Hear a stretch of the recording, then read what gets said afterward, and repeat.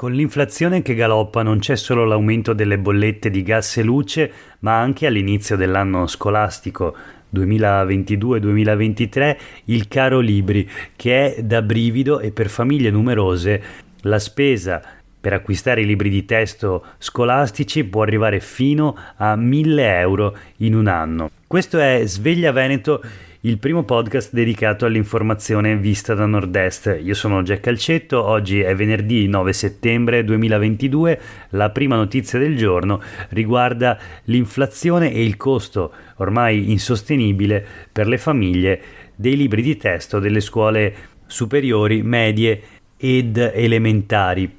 La notizia sul Corriere del Veneto: il caro libri è da brivido, quest'anno addio vacanze. Luisa e Gianluca, spesa di 942 euro per 4 figli. È il racconto con le dichiarazioni appunto di questi due genitori. I nomi sono di fantasia perché non hanno rivelato la loro identità, ma tutt'altro che fantasioso è il costo ormai insostenibile dei libri di testo, che pesa sul bilancio familiare. 3 figli alle superiori e 1 alle medie, una spesa appunto di 942 euro, anche se tra virgolette fortunatamente la scuola in alcuni casi dava i libri in comodato d'uso e questo ha permesso di scendere a 800 euro. Comunque una cifra altissima. Abbiamo dovuto fare una scelta, dicono, e quindi abbiamo rinunciato alle vacanze. Nel frattempo sulla stessa pagina del Corriere del Veneto si parla della carenza di professori. Concorsi flop, a scuola mancano oltre 2000 insegnanti.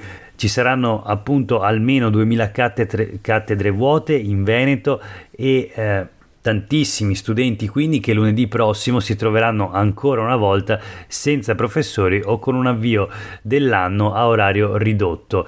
Il problema delle nomine ritorna come ogni anno, puntuale anche questo settembre. Sembra irrisolvibile nonostante l'avvio di 3 diversi concorsi per le nomine in ruolo che si sono svolti di recente e in realtà non hanno ancora risolto la questione. Circa la metà delle cattedre vacanti infatti sono posti accantonati per i prossimi vincitori dei concorsi ordinario e straordinario bis, per i quali la procedura non si è ancora conclusa. Si tratta dei docenti che hanno fatto il concorso ma non ne conoscono ancora l'esito.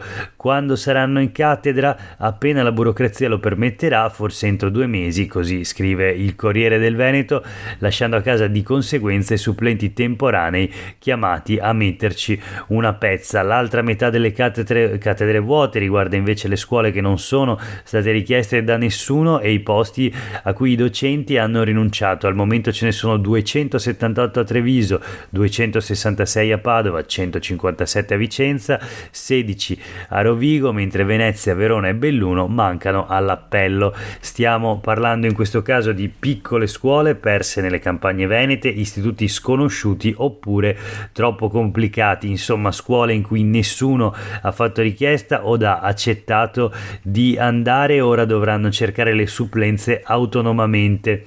Ci sono scuole un po' sfortunate che sono rimaste del tutto escluse, spiega Roberto Natale, direttore dell'ufficio scolastico provinciale di Padova, magari perché più lontane o difficilmente raggiungibili. Nel nostro caso, ad esempio, ce ne sono 266 su Padova e 16 su Rovigo.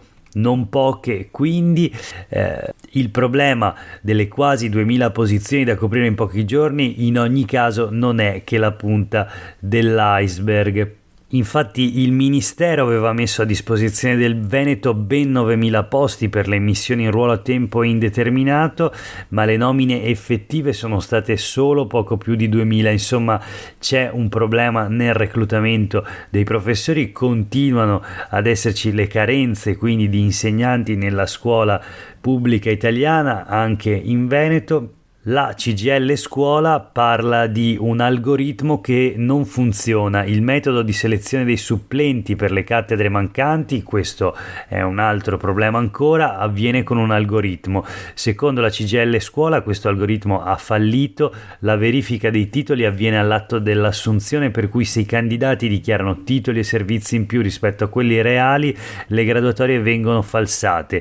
In questo modo la scuola è costretta a rifare tutto, licenziando il supplente dopo la nomina. Insomma, il caos, e il risultato è un avvio dell'anno scolastico ancora una volta azzoppato, e a rimetterci sono come sempre gli studenti prima di tutto e naturalmente gli insegnanti, che si trovano a lavorare in un contesto sempre più difficile. Questo per quanto riguarda appunto il nuovo anno scolastico, ma voltiamo pagina e passiamo alla politica, ancora sulle pagine del Corriere del Veneto. Sepoltura obbligatoria dei feti, Fratelli d'Italia propone che sia una legge nazionale, ma è scontro in regione.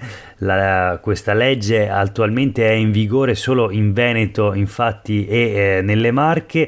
L'opposizione in Consiglio regionale del Veneto insorge contro la norma, anche contro la proposta naturalmente di Luca De Carlo, coordinatore di Fratelli d'Italia e senatore, che ha appunto annunciato di volerla allargare a norma nazionale. Di tutt'altro avviso la minoranza in Consiglio regionale, anche se, come ricorda il Corriere del Veneto, si tratta di un parziale dietrofront, almeno per il Partito Democratico, che votò a favore dell'obbligo di sepoltura dei feti e degli embrioni abortiti nella passata legislatura, ma ora ammette è stato un errore. Ho verificato, spiega l'attuale capogruppo del Partito Democratico Giacomo Possamai, la norma fu infilata nel pacchetto del riordino ordinamentale, votarla fu un errore e quindi adesso il Partito Democratico appoggia del tutto la proposta di modifica della legge presentata ieri da Elena Ostanel del Veneto Che Vogliamo, presente alla illustrazione alla stampa del progetto di legge anche Martina, 42 anni, 2 figlie piccole. A maggio scopre di essere incinta, ma all'11ª settimana arriva un'altra dolorosa scoperta: la gravidanza si è interrotta. Prima del raschiamento in ospedale a Vicenza, 2 infermiere le dicono che deve firmare il consenso informato su, testuale, la sepoltura del prodotto del concepimento. Ci sono solo 2 caselle fra cui scegliere: rivolgersi alle pompe funebri a spese proprie o lasciare che l'ULSS mandi al crematorio ciò che resterà del raschiamento, per poi seppellirlo in una cassettina comune e anonima al cimitero degli Angeli. Cos'è il cimitero degli Angeli? Un cimitero inaugurato nel 2021 all'interno del cimitero comunale del comune di Vicenza, appunto il Giardino degli Angeli, dedicato proprio ai feti, agli embrioni abortiti.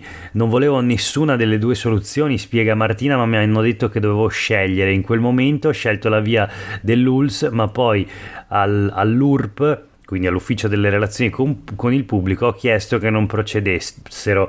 L'ULSS però ha risposto che non si può e ha applicato alla lettera la legge modificata dalla regione alla fine del 2017, la legge appunto che ora da un lato Fratelli d'Italia vorrebbe esportare e allargare a livello nazionale, dall'altro invece l'opposizione in regione vorrebbe cancellare anche dal Veneto. Cosa ne pensa la Lega? E cosa ne pensa Luca Zaia? Ovviamente in questo caso non si esprime, come spesso accade negli argomenti e nei temi scottanti, e del resto in questo periodo il presidente della giunta regionale sta mantenendo un'assoluta distanza dai temi della campagna elettorale e sembra quasi fingere che non si stia svolgendo. Anche su di questo parlano oggi i quotidiani locali, ma leggiamo invece la presa di posizione di Alberto Villanova, capogruppo della Lega e della lista Zaia in regione. Dice: il clima della campagna elettorale non è consono a un tema tanto delicato, ma dopo il 26 settembre sono ben disponibile a discutere ed eventualmente a rivedere la norma senza gabbie ideologiche. Questo per quanto riguarda un tema purtroppo diventato bandiera da campagna elettorale, ma che riguarda invece direttamente la vita di tantissime persone in uno dei suoi momenti più delicati. Voltiamo pagina, ancora in realtà parlando di politica. Sulle pagine del giornale di Vicenza la CISL dice in un convegno che la politica deve affrontare il calo demografico. Quali ricadute sul sistema socio-previdenziale? Questo è il titolo del convegno organizzato dalla FNP Veneto nei giorni scorsi, quindi il sindacato dei pensionati della CISL. I candidati tacciono sui temi della natalità e dell'occupazione e quindi l'appello rivolto alla politica: senza politiche adeguate entro il 2050 su 100 persone attive ce ne saranno 87 da sostenere. Se non verranno messe in atto quanto prima politiche per la natalità, per l'occupazione delle donne e dei giovani, politiche per una gestione mirata dei flussi migratori e politiche per la crescita, presto sarà a rischio la tenuta stessa del sistema previdenziale. Questo in sintesi il contenuto e anche la proposta programmatica del convegno che si è svolto nei giorni scorsi, con i contributi tecnici di Giampiero Della Zuanna, ordinario di demografia all'Università di Padova e tra l'altro candidato con il Partito Democratico nel collegio di Padova, appunto. C'era anche il direttore dell'INPS del Veneto, Antonio Pone, e naturalmente le analisi sindacali dei segretari generali Tina Cupani dei pensionati CISL del Veneto e di Gianfranco Refosco, segretario generale della CISL Veneto. Inquietante lo scenario previsto: senza contromisure nel 2050 il rapporto tra popolazione non attiva e attiva sarà dell'87%. In pratica ci vorranno 100 persone attive economicamente per sostenerne 87 che non possono esserlo, e in particolare queste saranno 22 bambini adolescenti tra 0 e 14 anni e 65 anziani ultra 65 anni, quando l'equilibrio sta dati alla mano nel 50%. In termini provvidenziali, attenzione perché il 2050 è domani, avverte la CISL. Oggi i conti sono in ordine, ma con l'invecchiamento della popolazione si sa che non reggeranno se la natalità e l'occupazione restano ai livelli di adesso. Discutere di politiche lungimiranti per favorirle dovrebbe essere oggetto di campagna elettorale, invece si parla di donne solo come oggetto di violenza, si parla di migranti nella solita retorica, non si sentono idee per sostenere la crescita del paese, non si parla nemmeno di giovani, si parla di ai giovani strizzando loro l'occhio nelle piattaforme che usano. Questa l'analisi della CISL sulle pagine del giornale di Vicenza di oggi. Chiudiamo con alcune notizie flash. La prima riguarda la promessa nel campo dei trasporti: il primo prototipo del treno Hyperloop in Veneto nel 2030. Se ne era già parlato nei mesi scorsi. Il prossimo 8 dicembre la regione aprirà le buste del bando. Parla il cofondatore di Hyperloop, Bibop Gresta, che dice: i primi interventi saranno visibili nel 2026. L'imprenditore era ieri a Venezia, ospite della 7ª edizione di SIF Strategy Innovation Forum, appunto di Venezia. Questo progetto farà da apripista spiegato a livello mondiale per quanto riguarda la mobilità del futuro. Insomma, un'opera futuristica, futuribile, un sistema che permette di superare i 12.000 km all'ora. Per ora si tratta soltanto poco più di appunto un progetto, un'ipotesi. Il budget del bando di gara della Regione Veneto è addirittura di 800 milioni di euro, una cifra enorme per qualcosa di cui si vedranno i primi risultati forse nel 2030. Insomma, tra molto tempo, e chissà se davvero quest'opera verrà cantierizzata. Ricordiamo che erano i primi anni 80 quando in Veneto si parlava di sistema metropolitano ferroviario regionale, una rivoluzione annunciata della mobilità e delle infrastrutture su ferro, un progetto che è stato realizzato solo in minima parte e che sostanzialmente è stato archiviato 2 anni fa dalla giunta Zaia. Sempre parlando di ferrovie e trasporti, c'è un'altra notizia sui quotidiani del gruppo GEDI di oggi: treni da lunedì, scattano le novità sulla linea Padova-Belluno. con l'inizio dell'anno scolastico 2022-2023 i treni regionali per andare da Padova a Belluno, via Camposampiero e Castelfranco non si fermeranno più a Montebelluna ma proseguiranno fino a Feltre. Solo da lì poi bisognerà prendere l'autobus per andare fino al capoluogo delle Dolomiti. Riapre quindi la Montebelluna-Feltre, dove però sono ancora in corso i lavori dell'elettrificazione. La Feltre-Belluno invece riaprirà solo domenica 30 ottobre. Nel frattempo riapre anche la Montebelluna-Treviso, una grande comodità per gli studenti che vanno a scuola nelle due città della Marca, e poi novità anche sulla Belluno Ponte delle Alpi Polpet-Calalzo via Longarone. Sulla linea resterà chiusa tra il 10 settembre e il 30 ottobre, sempre per i lavori in corso nel tratto terminale di quella che una volta era la Padova-Calalzo. Quindi insomma lavori sulla rete di RFI in Veneto. C'è tutta la partita dei lavori programmati entro il febbraio 2026, quando si terranno le Olimpiadi invernali della Milano Cortina. Nel frattempo invece non si sa più niente del progetto, al momento solo politico, del treno delle Dolomiti che dovrebbe collegare la stazione di Calalzo con Cortina d'Ampezzo. Si andrà a Cortina via Auronzo oppure dritto per il Cadore, dove d'altronde passava la vecchia linea soppressa Calalzo Cortina Dobbiaco. Il tracciato non è ancora definito, mentre alle Olimpiadi mancano solo 3 anni e mezzo. Così Felice Paduano sui quotidiani del gruppo Gedi di oggi.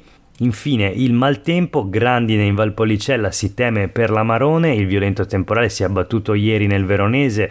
Tra pochi giorni è previsto l'avvio della vendemmia, l'ennesima mazzata dopo un'estate molto difficile. Questo il commento sul Giornale di Vicenza e sull'Arena di Verona di oggi. La notizia anche sul Gazzettino, dove si parla di una tromba d'aria sul lago di Garda, un fulmine che ha squarciato un albero di 12 metri a Treviso. Sono gli effetti della crisi climatica e quindi il maltempo in Veneto. Per oggi è davvero tutto, grazie per aver ascoltato questa puntata di Sveglia Veneto. A tutte e tutti voi una buona giornata e un buon fine settimana.